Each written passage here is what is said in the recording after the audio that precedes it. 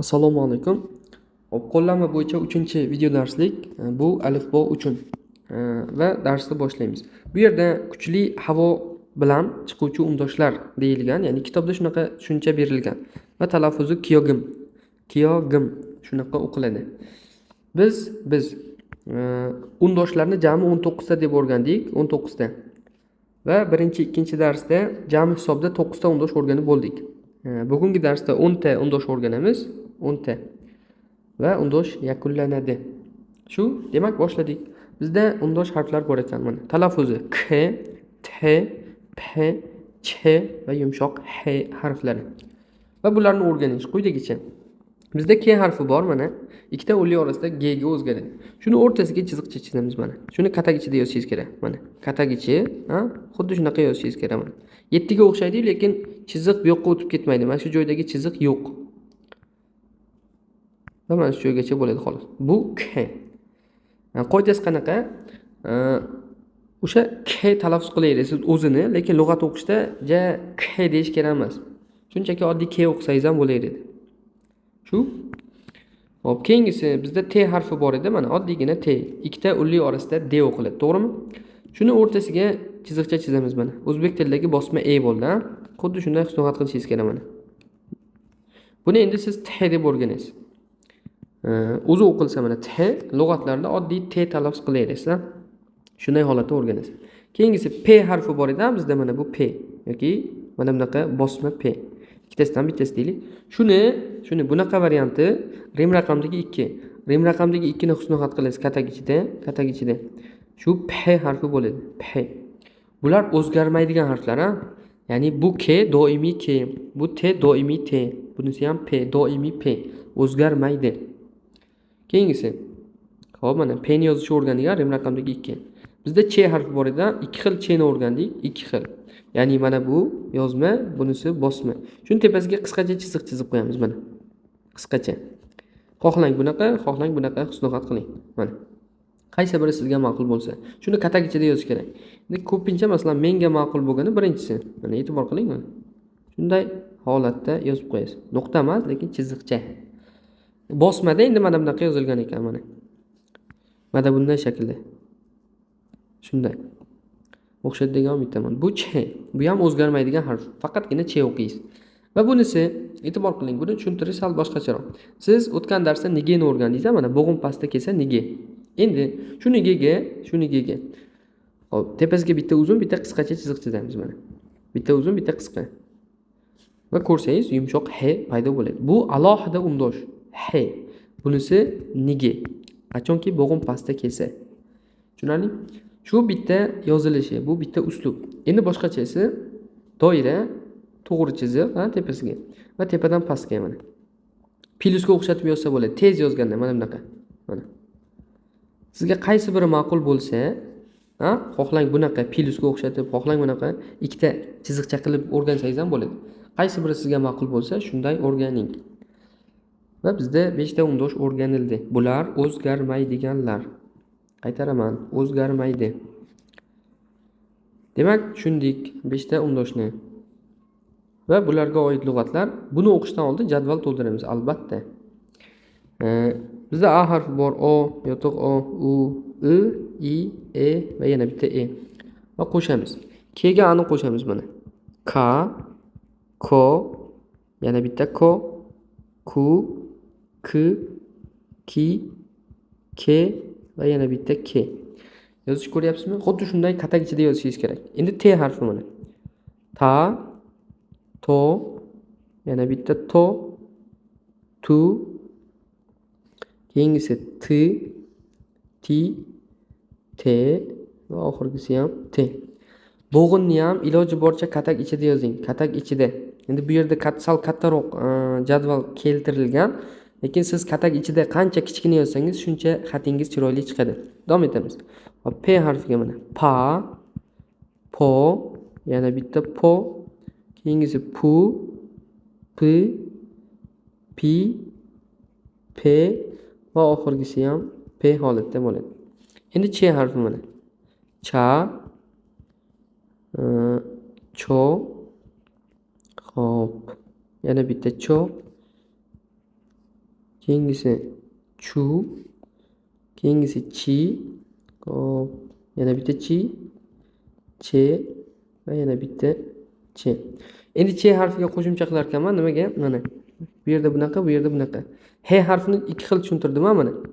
Mana bu bittasi, mana bu ikkinchisi deb. Xuddi shunday che harfi ham bor mana. Mana bunaqa tushuntirdim, qisqacha chiziq. Lekin tepadan pastga qilsangiz ham bo'ladi mana. Tez yozganda osonroq. Sizga qaysi biri qulay bo'lsa, shunday husnixat qilsangiz bo'ladi. Masalan, menga shu qulay. He harfi ham mana bu qulay menga. Tez yozganda bunaqa bo'lib ketadi plyusga. Lekin boshlanishida, boshlang'ich o'qiyotgan o'quvchi o'sha kompyuterda yoki shriftda qanaqa chiqsa, iloji boricha shunga o'xshatib yozsa, xati juda chiroyli chiqadi. Xatga ham e'tibor berish kerak.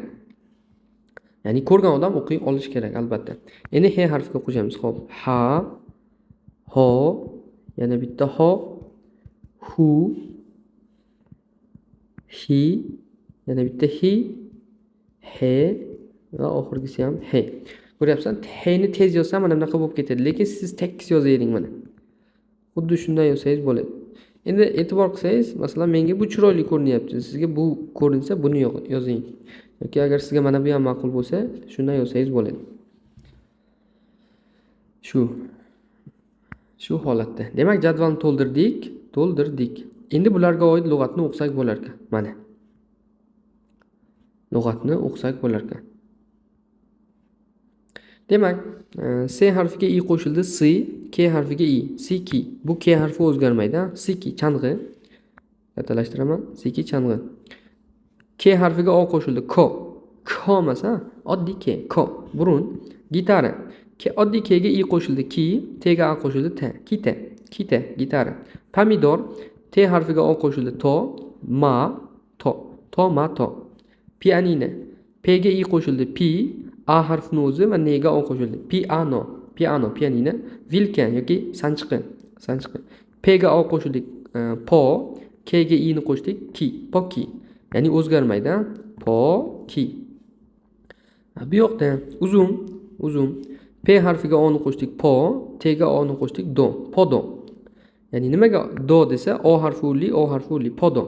Yubka, Ch ga I ni qo'shamiz, chi, M ga A ni qo'shamiz, chima. Qalampir. K ga O ni qo'shdik, ko, Ch ga U ni qo'shdik, chu, ko, chu. Ch harfi o'zgarmayapti. E'tibor qiling. Ko, chu. Bel, ya'ni odamning tana a'zosi, bel. Tana a'zo. Xo'p, he harfiga tikka O ni qo'shdik, ho. Mana yozilishi daftarga he ni yozasiz, ri. Mana hori. Ya'ni O harfi uli, I harfi uli demak ri. Hori, bel. Avstraliya. He ga O, ho, Ch ga U, ju, hoju. Demakki O uli, U uli, hoju. Bu yerda cheje yozilgan, tepasida kaltakchasi yo'q. Hoju. Kofe. Bu ham o'xshashroq mana. K ga O ni qo'shdik, ko, P ga I, copy. Tushundingiz degan umiddaman.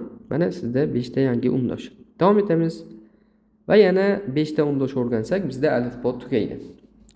Xo'p, biz ikkinchi darsda o'rgangan K, T, P, S, Ch harflarini ishlatamiz. Xuddi shu harflarni katak ichida kichraytirib, ikkitadan yozib qo'ysak, yana yangi undoshlar paydo bo'ladi mana. Ikkitalik K, ikkitalik T, ikkitalik P, ikkitalik S, ikkitalik Ch. Endi men ikkitalik deb tushunganman.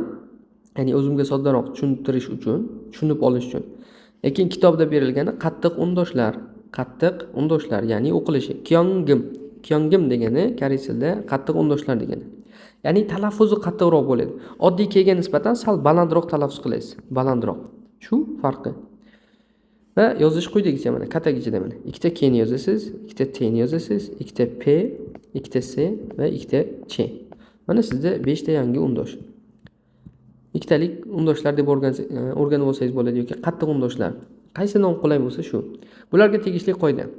Bular so'z boshida kelsa bitta harf talaffuz qilinadi. Ya'ni KK, TT demaysiz. Bitta K o'qiysiz, bitta T o'qiysiz, bitta P, bitta S, bitta Ch. So'z boshida kelsa. So'z o'rtasida kelsa, ikkita harf ham butun talaffuz qilinadi mana. Ikkita K ham, ikkita T ham, ikkita P ham, ikkita S ham, ikkita Ch ham. Misol, e'tibor qiling. Ikkitalik K ga O ni qo'shdim mana. Ko, ri. Mana ikkita bo'g'in, birinchi bo'g'in, ikkinchi bo'g'in. Kori. So'z boshida keldi, bitta o'qiyapman, Kori. Kori emasda, kori. Yoki. Xo'p. Ikkitalik kega i ni qo'shdim. Kida. Kida. Mana, kida. So'z boshida keldi, bitta ke o'qiyapman. Endi so'z o'rtasida kelsa, ikkita ke ham o'qiladi. Qarang. Tega oni qo'shdim, to, ikkitalik kega i ni qo'shdim. Mana ikkita bo'g'in. Birinchi, ikkinchi. Ikkita ke ham o'qiladi. Mana tokki. Shunaqa. Yana misol, mana p ga i ni qo'shdim, pi, ikkitalik s ga a va t ga a. Mana 3 ta bo'g'in. Pi, sa, da. Ikkita s kelgani uchun ikkita s ni ham o'qiysiz. Pissada. Yoki yana misol. P ga a ni qo'shdim, pa, ikkitalik p ga i va t ga a. 3 ta bo'g'in mana. Pa, pi, da. O'rtada ikkita p kelayotgani uchun ikkita p ni ham o'qiymiz. Pappida. Shu holatda. Kori degani dum, kida o'chirmoq, tokki bolta, pissada qimmat, pappida band bo'lmoq. Bu misol lug'atlar edi. Buni endi mustahkamlashimiz kerak. Demak, qoida tushunarli, Bular ikkitalik undosh yoki qattiq undosh. Nomi shunaqa. So'z boshida kelsa bitta o'qiladi, so'z o'rtasida kelsa ikkita harf ham butun o'qiladi. O'zgarmasdan. Ko'p chizib yuboribman. O'zgarmasdan. Yozishni tushundingiz? Va yana bitta. Bizda bittalik s bor, O'sha s'dan keyin 6 ta o'nlik kelsa, 6 ta o'nlik sh o'qiladi, to'g'rimi? 6 ta o'nlik kelsa sh. Bitta oldingi darsda o'qidik. Endi mana bu ikkitalik s'dan keyin i harfini o'zi kelsagina shi o'qiysiz mana. Mana bu narsa shi.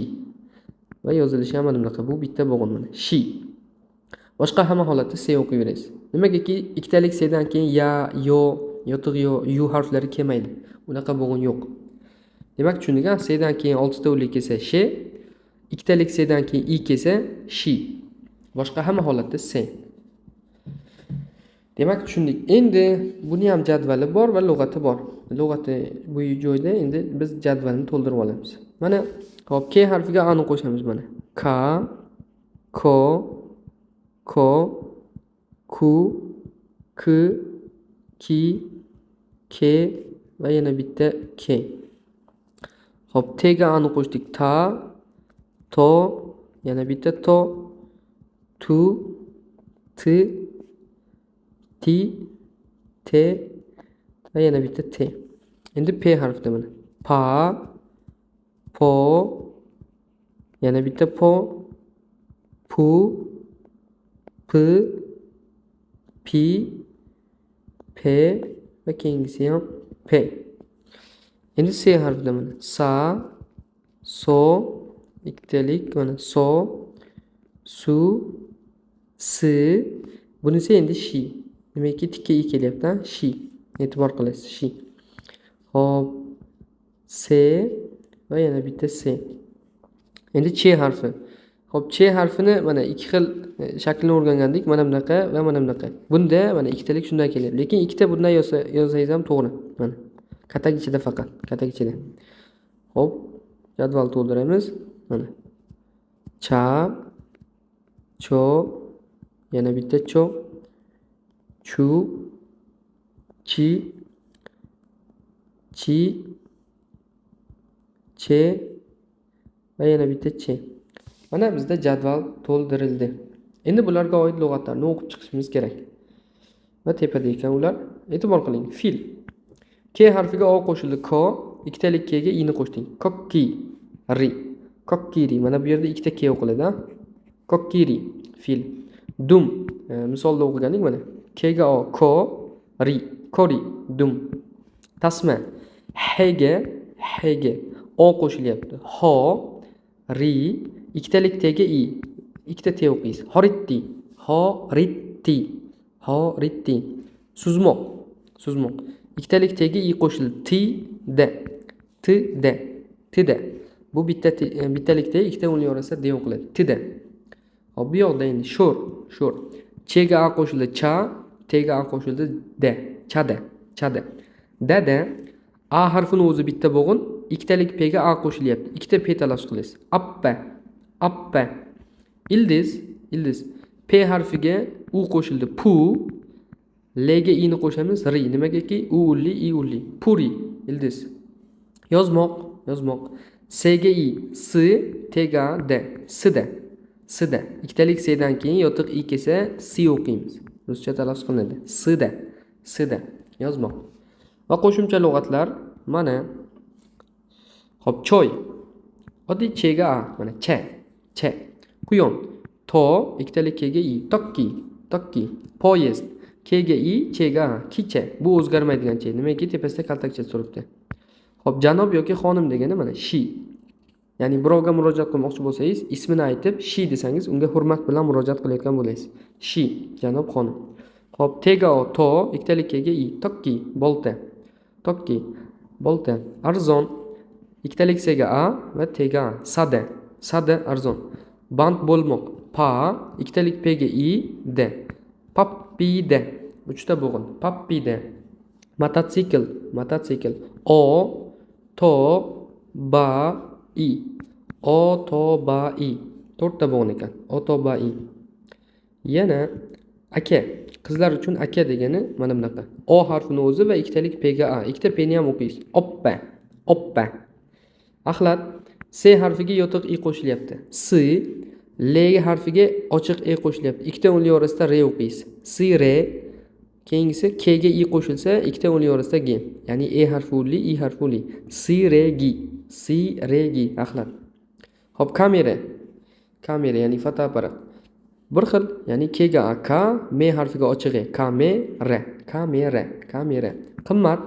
P ga i, p, ikkitalik s ga a, pissa, de, pissa, de, pissa, de. Niqob. Niqob yoki maska. M harfiga a, s harfiga yotiq i, masi, k, masi, k, masi, k. Og'rimoq, ya'ni kasal bo'lmoq, og'rimoq. A harfini o'zi p ga i qo'shilyapti. A, p, d. Ya'ni i harfi o'li, a harfi o'li. A, p, d. A, p, d. Og'rimoq, kasal bo'lmoq. Tort. Ingliz tilidan kelgan lug'at mana, qarang. Mana bunaqa yoziladi adashmasam. Mana shu narsa cake bo'ladi, ha? Shunaqa o'qiladi deylik. Koreys tilida ham shunaqa bo'ladi. K harfiga e, k, i harfini o'zi k ga i. K, i, k. K, i, k. K, i, k. Shu holatda bo'ladi. Va bizda 3-dars shu joygacha edi. Ya'ni biz 10 ta undosh o'rgandik, ha? Mana K, T, P, Ch, H harflari. Lekin lug'at o'qishda oddiygina talaffuz qildik va lug'atlarni ham ko'rib chiqdik. Keyingi o'rgangan undoshlarimiz mana ikkitalik undoshlar yoki qattiq undoshlar. So'z boshida kelsa yoki oxirida kelsa oddiygina bitta talaffuz qilinadi. So'z o'rtasida kelsa ikkita harfni ham talaffuz qilasiz. Ya'ni ikkita keyni ham, ikkita teni ham. Va lug'atlarni ko'rib chiqdik. Endi ikkinchi darsimizni davomida qolgan xo'p, lug'atlar bor edi mana. Mana shu lug'atlarni ko'rib chiqamiz. Buni ko'rib chiqishdan oldin mana bu chalani to'ldirib qo'yish kerak. Mana bu chalani. Hozir o'rgangan harflarimizni qo'shib chiqamiz mana. Qarang. Pastga qarab mana. Ya, yo, yotiq yo, yu, ochiq ye, yopiq ye. Endi ch harfida mana. Chia, chio, yana bitta chio, chiu, chie va yana bitta chie. Endi xo'p, chia, chio, yana bitta chio. Xo'p, chiu, chie va yana bitta chie. Endi k harfi. Mana kia, kio, yana bitta kio. Keyingisi kiyu, kiye va yana bitta kiye. Endi t harfi mana. Tia, tio, yana bitta tio. Keyingisi tiu, tiye va yana bitta tiye. P harfi. Xo'p, mana pia. Xo'p, pio, yana bitta pio. Piyu, piye. Keyingisi ham piye. Va oxirgisi h harfi. Mana hiya, hiyo, yana bitta hiyo. Hiyu, hiye va yana bitta hiye. Mana jadvalni tushundik. Endi xo'p, lug'atlarni o'qib qo'ysak, yakunlasak bo'ladi. Xo'p. Bizda ya harfini o'zi bor mana, ya. K harfiga u qo'shilyapti. Yagu. Nimagaki ya uli, u uli, yagu, beyzbol. Ya'ni sport turi. Palma daraxti. Ya, ja. Ya ulli, a ulli, yaja. Tulki. Yo, u, tulki. Til. H harfiga yo qo'shilyapti. Hyo, hyo. Bosh oshpaz. S harfiga ye qo'shilyapti. Siye. P harfiga i. Siye, bosh oshpaz. Suhbat. Ye, yopiq ye. Va K ga i. Yegi. Ikkita uli orasida g bo'ladi. Yegi. Sut. Mana bu u harfi, bunisi u. U, sut. Ayol. Tikka yo, chega a. Yo uli, a uli. Yoja. Ayol. Endi bular e'tibor qiling. Yotiq yo va ri. Yori. Ovqat qilish. Bilet, chipta. Ya'ni kino bilet, poyezd bilet. E'tibor qiling, mana sizga g'alati ko'rinayotgan bo'lishi mumkin. Bu nima desa, sizda p bor, unga qo'shilyapti yotiq yo. Va mana sizda kelib chiqdi. Mana bu p yotiq yo'ni doirasini o'rniga tushdi va o'qilishi piyo. Bilet, chipta. Shisha. Yuri. Salfetka, bumaga. Mana bu h, unga u qo'shilyapti. Qarang. H plus u. Nima kelib chiqdi? Hyuji. Ya'ni u uli, i uli. Hyuji salfetka, bumaga. Yana aytaman, mana bu ye harfi bor edi. O'zi o'qilsa ye. Lekin mana bunaqa undoshlarga qo'shilib kelsa talaffuz qilasiz. Ya'ni p harfiga ye qo'shilsa piye emas, p. O'pka. S ga o qo'shildi, so va ochiq ye. Ye. Xattotlik, kalligrafiya ma'nosida keladi. Xattotlik. S ga yo qo'shilsa shio. Va che o'zgarmaydigan che kaltakcha suribdi. Shiochi, ko'ylak. Va chorraha. K ga yo qo'shildi, kiyo. Che ga a o'zgarmaydigan che. Kiyocharo, chorraha. Va mana shu joyda darsni yakunlasak bo'ladi. Demak, biz shu paytgacha 40 ta harfdan 33 tasini o'rganib bo'ldik. 33 tasini. Biz o'rganadigan yana 7 dona ulli harf qoladi. U 4-darsda o'tiladi. 4-dars. 3 ta darsda biz 33 ta harfni o'rgandik. Lug'atlari bilan, jadvallar bilan. Yaxshi tushundingiz degan umiddaman. Salomat bo'ling.